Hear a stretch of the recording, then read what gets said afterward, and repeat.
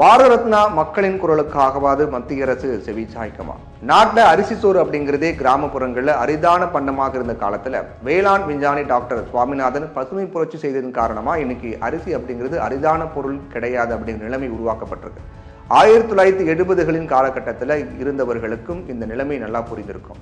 விடுதலை பெற்ற இந்தியா உணவு தட்டுப்பாட்டிலிருந்து விடுபட்டு வீரிய ஒட்டு விதைகள், மேம்பட்ட உரவகைகள், மேம்பட்ட வேளாண்மை செயல்முறைகள் மற்றும் நீர்ப்பாசன வளர்ச்சி திட்டங்களின் ஒருங்கிணைந்த பயன்பாட்டால் வேளாண்மை மேம்படுத்தப்பட்டு உணவு தன்னிறைவு பெற்றதே பசுமை புரட்சி அப்படின்னு சொல்லப்படுது.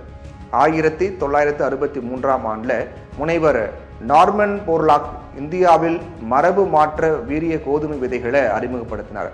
இவரே இந்தியாவின் பசுமை புரட்சியின் முன்னோடி அப்படின்னு கருதப்படுறார். மூன்றாவது பசுமை புரட்சி 1965ஆம் ஆண்டில் தொடங்கியது மற்றும் மூன்றாவது ஐந்தாண்டு திட்டம் 1961-66க்கு இடையில இருந்தது.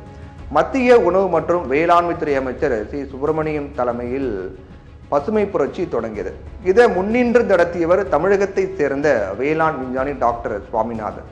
இவரே பின்னால் பசுமை புரட்சியின் தந்தை அப்படின்னு அழைக்கப்பட்டார். ராமன் மகசேசே விருது, ஆல்பர்ட் ஐன்ஸ்டைன் விருது, அதே போன்று உலக விஞ்ஞானி விருது, உலக உணவு பரிசு, பத்மஸ்ரீ, பத்ம பூஷன், பத்ம விபூஷன் அப்படின்னு நிறைய விருதுகளை பெற்ற சுவாமிநாதனுக்கு இப்போ மத்திய அரசு பாரத ரத்னா விருதையும் கொடுத்திருக்காங்க. இப்போ டெல்லி சலோ போராட்டத்தை மேற்கொண்டு விவசாயிகள் இதே சுவாமிநாதன் குழு பரிந்துரைத்த விவசாய விளைபொருட்களுக்கான ஆதார விலை, அந்த ஆதார விலையை முக்கிய கோரிக்கையாக வச்சிருப்பதால் தான் இது எல்லாத்தையும் நினைவுபடுத்த வேண்டியிருக்கு. இந்த நிலையில சுவாமிநாதன் மகளும் புகழ்பெற்ற பொருளாதார நிபுணருமான வேளாண் விஞ்ஞானியுமான மதுரா சுவாமிநாதன் இந்தியன் எக்ஸ்பிரஸ் நாளிதழுக்கு ஒரு பேட்டி கொடுத்திருக்காங்க. பேட்டியில சில முக்கியமான விஷயங்கள்லாம் அவங்க சொல்லியிருக்காங்க.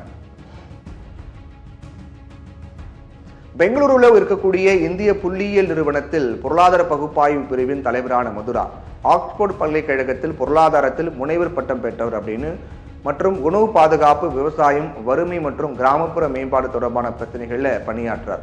நீண்டகால உணவு பாதுகாப்பு தொடர்பான அரசாங்க குழுவில் உறுப்பினராகவும் இருந்தார். அவர் பிலிப்பைன்ஸின் சர்வதேச அரிசி ஆராய்ச்சி, அந்த பிலிப்பைன்ஸ் நாட்டில் இருக்கக்கூடிய அரிசி ஆராய்ச்சி நிறுவனத்தினுடைய குழு உறுப்பினராக பணியாற்றுறார். அவர் கொடுத்த பேட்டியை என்ன சொல்லியிருக்காருன்னு பற்றி பார்க்கலாம். விவசாய விஞ்ஞானியாக என் தந்தையின் வாழ்க்கையின் கணிசமான பகுதி டெல்லியில் இருந்ததால் பசுமை புரட்சியின் போது அவர் அடிக்கடி வருகை தரும் பஞ்சாப் மற்றும் ஹரியானா விவசாயிகளோட உணர்ச்சி பூர்வமாக இணைந்தார். இப்பகுதி விவசாயிகள் மீது ரொம்ப அக்கறை கொண்டிருந்தார் என்னுடைய தந்தை. ஒவ்வொரு காலையிலும் அவர் விவசாயிகளை பாதிக்கும் விஷயங்கள் என்பதால் வானிலை செய்தித்தாளை தான் முதல்ல படிப்பார். பஞ்சாப் மற்றும் ஹரியானா விவசாயிகள் நல்ல வருமானத்திற்காக மட்டுமே போராடுறாங்க. அவங்க அரசாங்கத்திடம் கேட்பதெல்லாம் எங்களுக்கு சிறந்த வருமானம் வேண்டும் அப்படிங்கிறதா. இதுக்கு புதிய தொழில்நுட்பம், புதிய தீர்வுகள் மற்றும் புதிய பயிர் முறைகள் தேவை.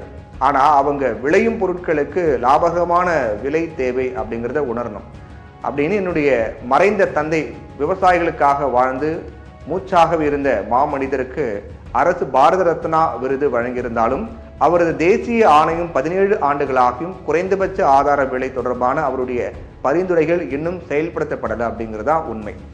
இதை செய்ய ஏன் அரசாங்கம் தவறுகின்றது அப்படிங்கிறத எனக்கு புரியல. மத்திய வேளாண் அமைச்சகம் அதன் பெயரை மாற்றி அதில் விவசாய நலம் அப்படின்னு சேர்த்தது.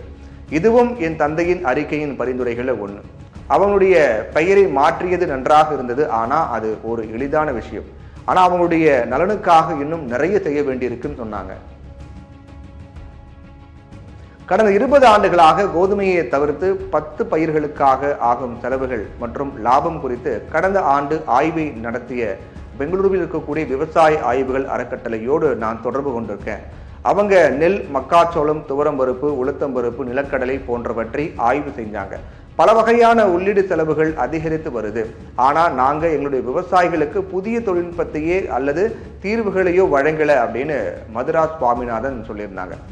பாரத ரத்னா வழங்கிய மத்திய அரசு அவரது மகளின் கருத்தையாவது கேட்குமா அப்படிங்கிற மாதிரி தான், அவருடைய மகளுடைய கருத்தை கேட்டு செவி மடுத்து அதை உடன்படுமா, அதை கேட்குமா அப்படிங்கிறதா நம்முடைய ஆதகமாக இருக்குது.